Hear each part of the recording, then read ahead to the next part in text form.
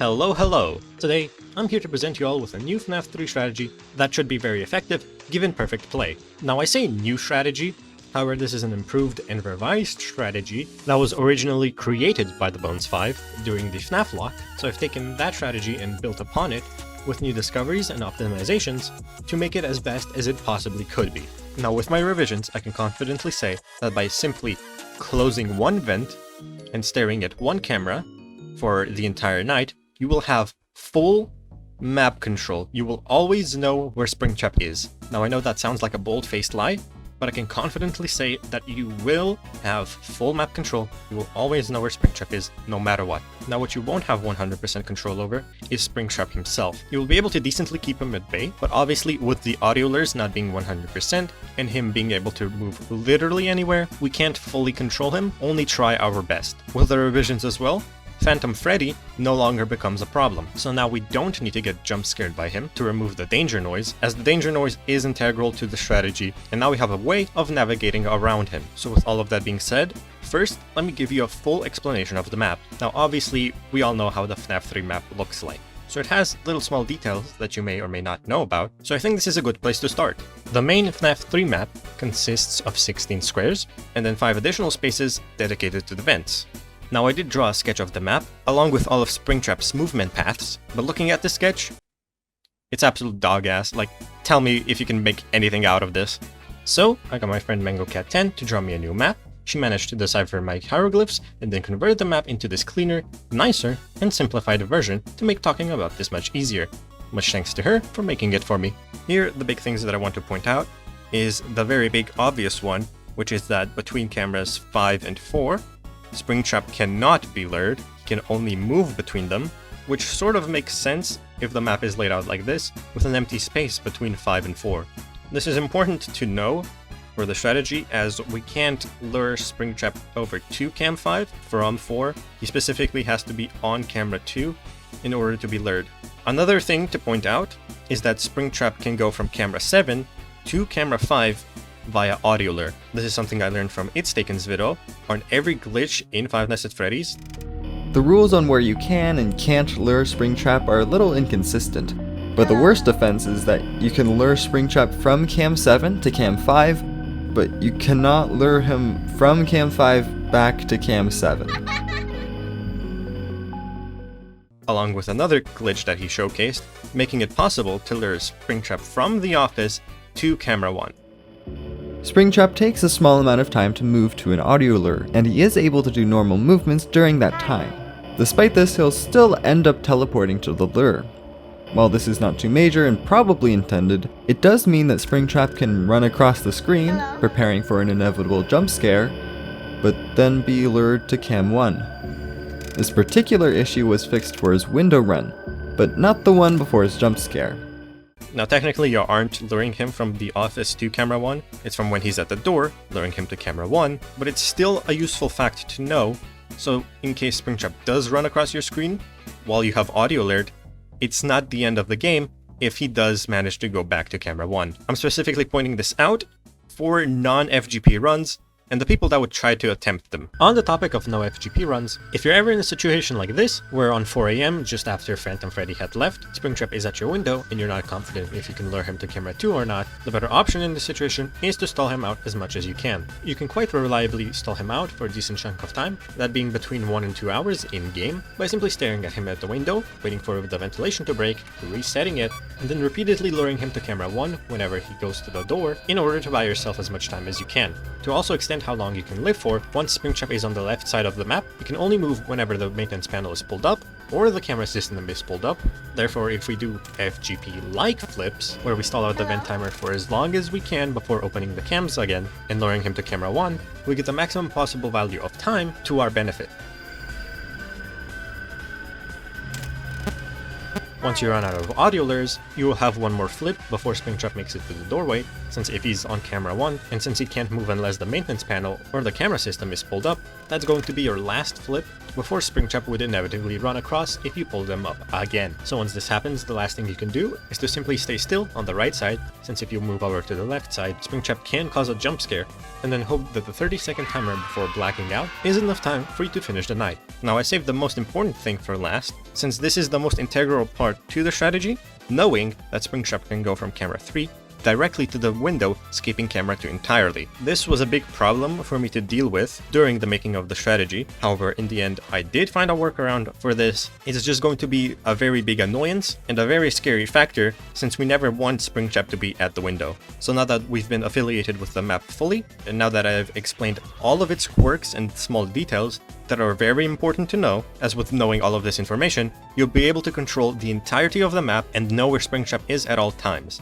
So if you know every possible direction that Springtrap can move towards, with audio lures or just by himself, you'll be able to stop yourself from making any dumb mistakes and luring him to spots that give us the biggest advantage in order for us to win. So now that we understand the map, we can talk about the strategy. The very first thing about the strategy is whether or not we forcibly spawn Foxy at 12 AM. He has a 1/10th chance to spawn in the office upon opening the camera system, so opening the cameras repeatedly and looking at the guitar base, where it's fastest, to see if Foxy has spawned. By seeing his hand, we can then get jump scared by him and remove him for the rest of the night, so we can reboot any system without any fear of a future jump scare. Now you don't need to get jump scared by Foxy if you don't want to. It also poses a threat, as if Springtrap goes to camera 5, then 2, then to your window, while you're rebooting the ventilation, he's most likely going to go past your window. However, for the upside of this, it not only gets rid of Foxy, but since it's at 12 AM, Springtrap still cannot enter the vents and can be lured away from cameras 5, 4, 3, 2 over to the top half, where we want to primarily keep Springtrap. So this part is completely up to you, whether you think the risk and benefits are worth it, and then you yourself can choose if you want to get jump scared by Foxy or if you just want to do the strategy normally. The rest of the strategy should be performed down to the bone. Down to the bones? The first thing you're going to do is you're going to seal cam 12. As soon as that cam is sealed, you're going to select camera 13 and get off the vent map, go back to the main camera system, go to camera 9, and stay looking at there for the rest of the night. And yes, when I mean look at camera 9 for the remainder of the night, I mean it. Do not click off camera 9. Don't even go reboot camera system when the cameras inevitably fail. Simply keep your cameras open, stay selected on camera 9, and even with the camera system failure, continue looking at camera 9. For the strategy, I'm happy to tell you that we will not be using the camera images themselves for the entire night. The cams will be blacked out, and we will never have to reboot camera system. This, on top of there being no ventilation errors, means the only thing we will ever have to reset is the audio system. Now we've completed all of the strategy setup, and pretty much you're doing the strategy itself. Now how and why? This is where the mechanic of Springtrap's footsteps comes into play. We'll also need to bring back the map of all the cameras so I can explain to you what is going on. This strategy is all based on logic, math, and estimation. Consider the following. Springtrap is on camera 8.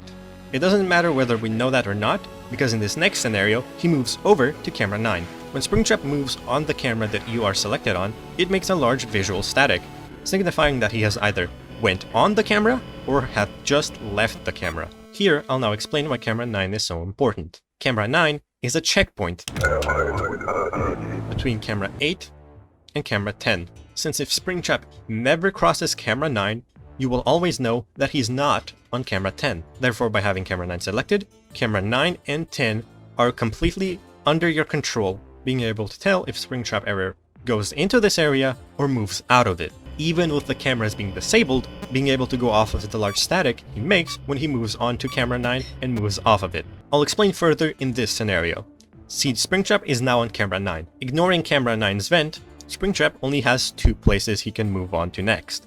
Camera 10 or camera 8. If Springtrap moves off and goes to camera 10, we immediately go and seal camera 10's vent. After the vent is sealed, we go back to the camera system and stay staring at camera 9. We will have blocked him off completely and are safe from any of his attacks. But what if he went to camera 8? Again, with cameras being blacked out, we don't know if he went to 8 or to 10. So what happens if Springtrap goes to camera 8? This is where the footsteps come into play. See, every single time Springtrap moves, he makes a footstep noise. This is our saving grace. Being able to tell if Springtrap has moved, not where he has moved. If he has simply just moved, tells us everything we need to know. So let's consider this scenario. Springtrap, instead of going to camera 10, has gone to camera 8. We will still do what we did before, seal camera 10 in case he has gone over there. But Springtrap is now on camera 8. Once we return to look at camera 9, to check if Springtrap goes from camera 10 back to camera 9, Springtrap will have gone over to camera 7 or to camera 5. Both of these cameras have vents, which is very dangerous. And since we just sealed the camera 10 vent, we are in a lot of trouble. Or we would be if he didn't make any footstep noises.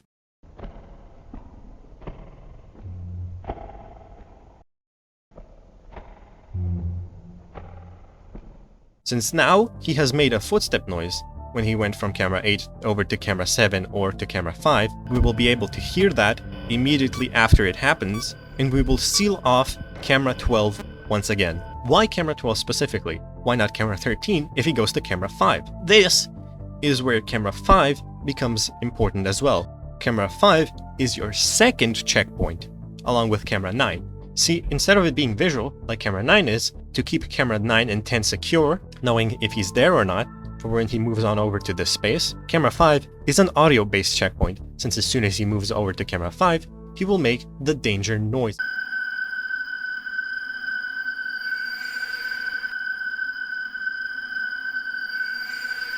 So, knowing this, in this scenario, if he goes to camera 5, we will immediately hear the danger noise, and we will send him over to camera 6. If he goes over to camera 7, since there was no visual static on camera 9, as if Springtrap were on camera 10 instead of 8, the only place he could move to is camera 9. We can seal off camera 12, as we know for 100% certainty, he is on camera 7. See, this is a very neat thing about this strategy, since we can divide the map into half, basing on if Springtrap is on the odd half of the map, cameras 1, 3, 5, 7, 9, or on the even half of the map, 2, 4, 6, 8, 10, as this is always easily known because of how the map is structured, meaning that Springtrap can never go from an odd cam to another odd cam. You can only pass from an even numbered cam to an odd numbered cam, and from an odd numbered cam to an even numbered cam. There are no pathways between odd and even cams, except for the sole exception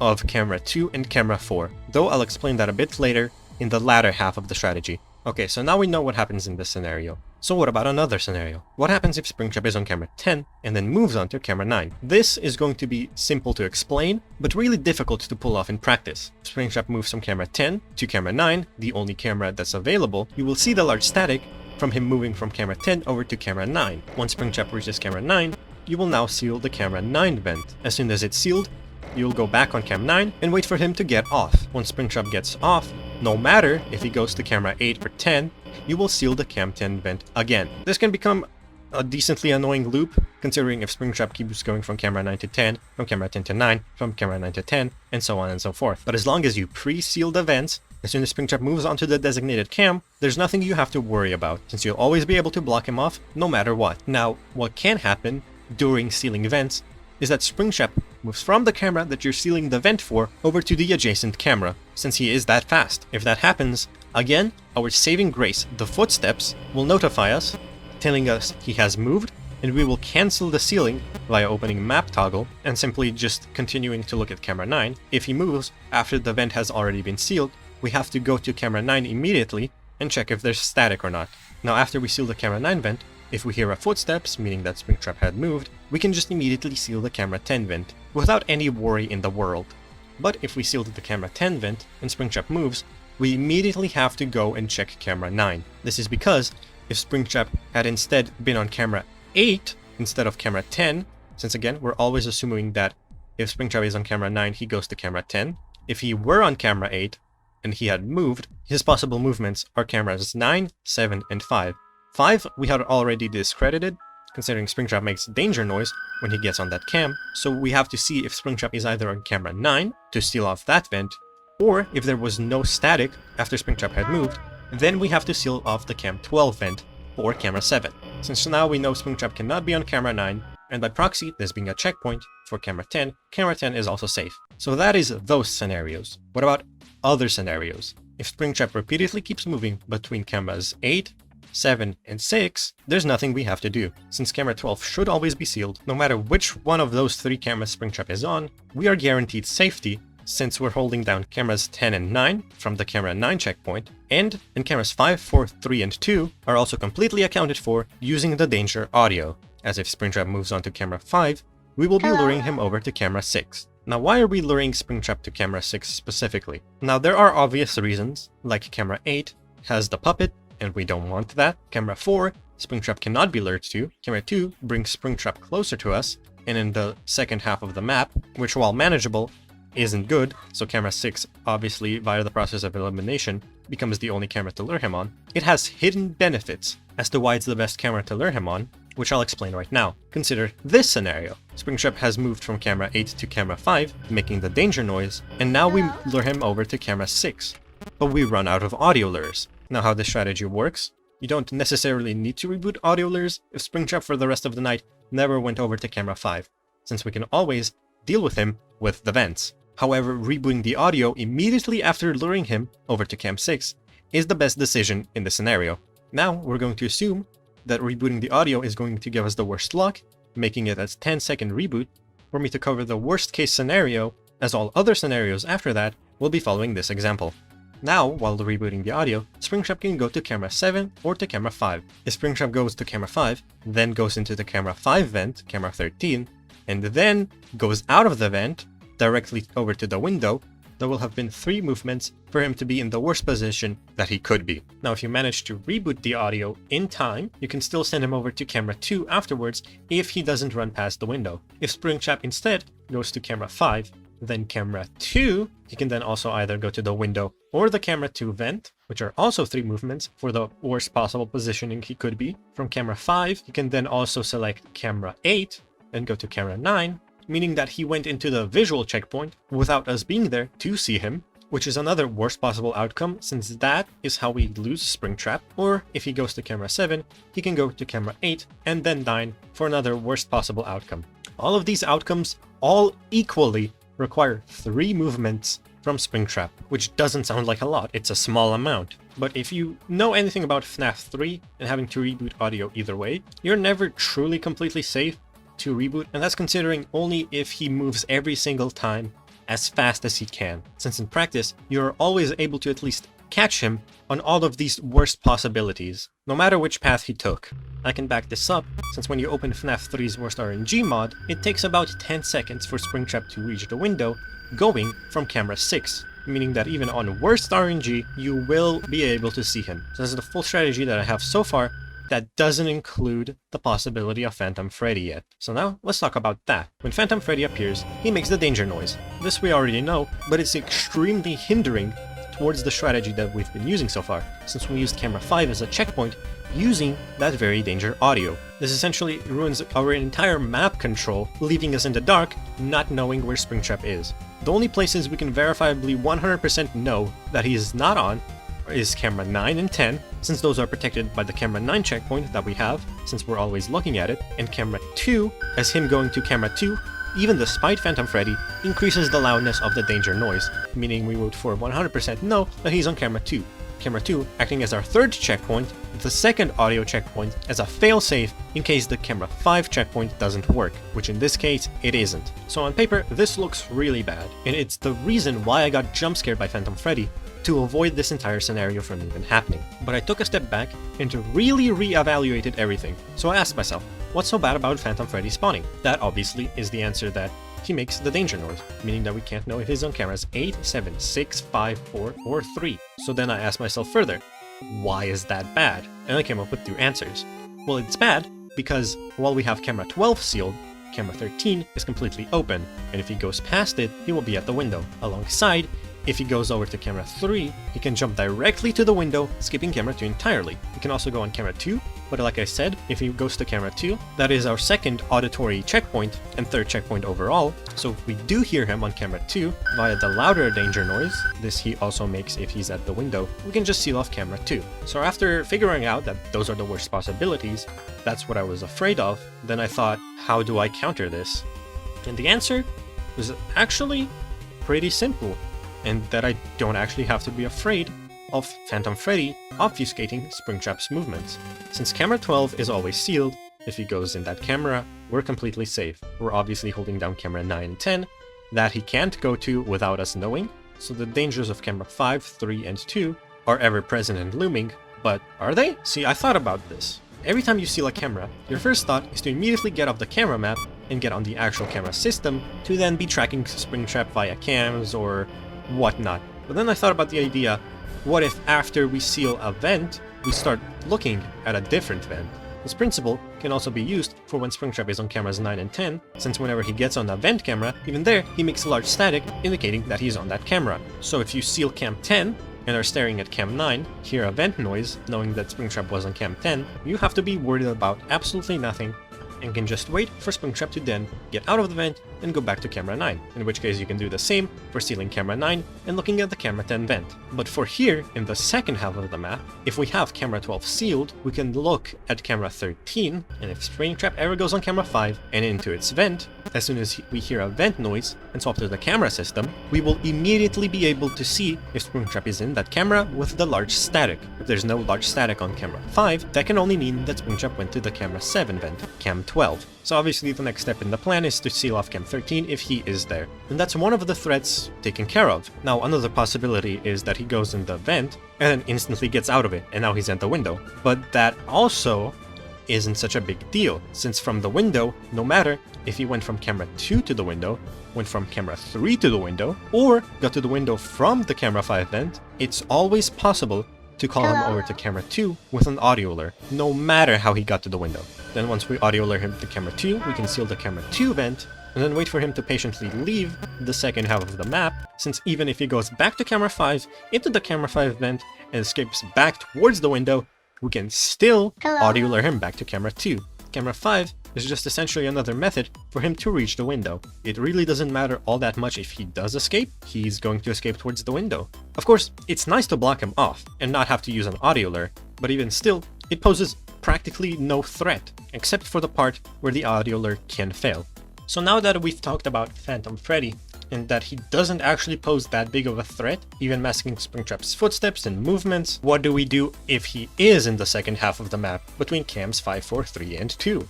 If he is in the latter half of the map, the first thing we should do is immediately seal off camera 2's vent, cam 15.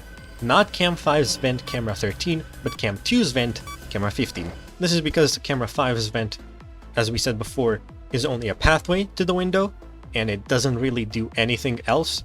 So it is okay if he goes to camera 5 and into the camera 5 vent, since whenever he leaves it, we'll always be ready on camera 2 with an audio alert. If Springtrap is in the latter half of the map, the only thing you really have to do is stay on camera 5 and wait for him to get over there. Your first instinct might be to have to reboot the camera system in order to see him where he is, and then lure him off when he's on camera 2 to camera 5 and from camera 5 to camera 6. Of course, assuming he doesn't move off of camera 5 back onto camera 2 in the time it takes for the audio alert to recharge. But it's actually not at all necessary. Cameras 4 and 3 pose no real threat, except for the fact that Springtrap can go from camera 3 directly to the window. But even for that, there's a way to know if he does that. Now we can stay at camera 5 for sure, wait for him to get over there and then immediately lure him over to camera 6. But what I like to do, and suggest as well, is to swap between cameras 5 and camera 2, staying on camera 2 in case we ever have to audio alert immediately if he goes from camera 2 to the window, or if he goes from camera 3 to the window, and only periodically checking camera 5 to see if there's large static for every time Springtrap makes a footstep noise. Once he makes a footstep noise, obviously we already know that he moves. So if he moves from camera 4 to 5, which we cannot audio alert him between either way, he can only naturally move between those two cams. If he does move to camera 5 from camera 4, we can then audio alert him immediately to camera 6. This is something we can also do whenever Phantom Freddy spawns, where whenever we hear a Springtrap movement, we click on camera 5 to see if he moved onto that camera, and then audio alert him immediately back to camera 6 in order to prevent him from even going into the latter half of the map. So now the question might be, how do we deal with Springtrap if he is on camera 2 or the rest of the other cams? The answer is really simple. You do nothing. Since we can use Springtrap's own RNG against him while he moves between cameras 5, 4, 3, 2. If he moves onto 5, we already explained that. But really, between cams 2, 3, and 4, if he keeps moving, that's extra time. We're getting closer to 6 AM.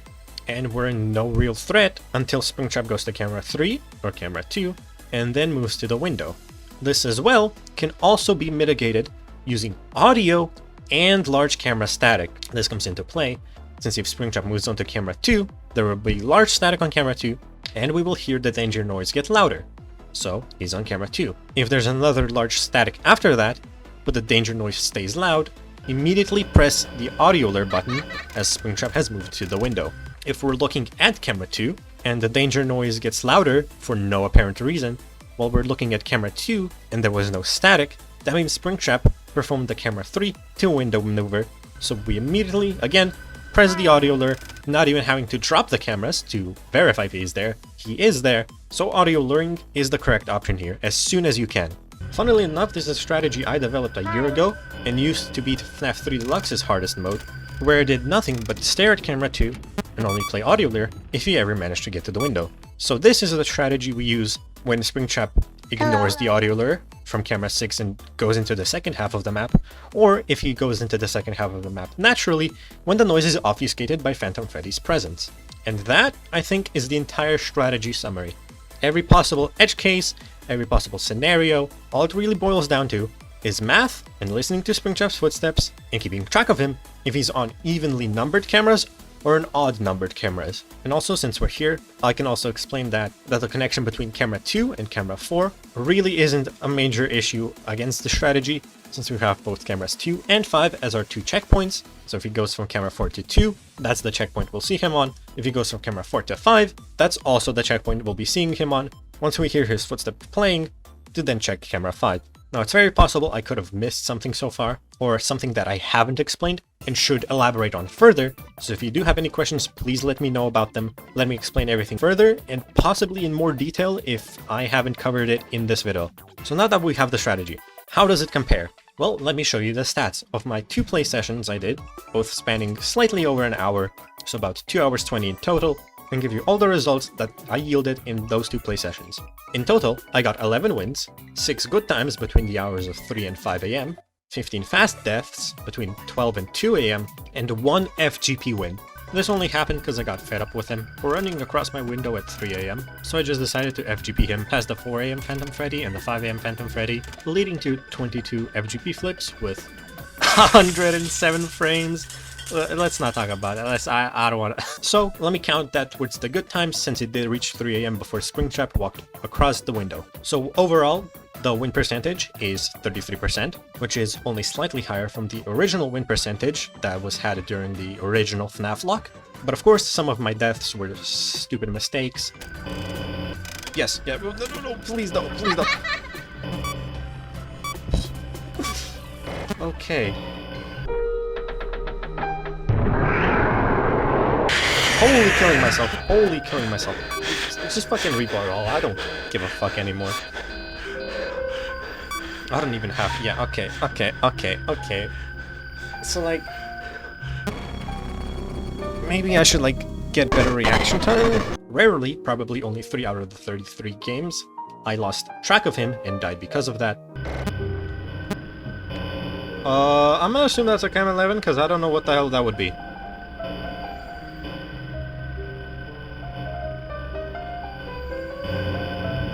Oh, my mistake, I should have just...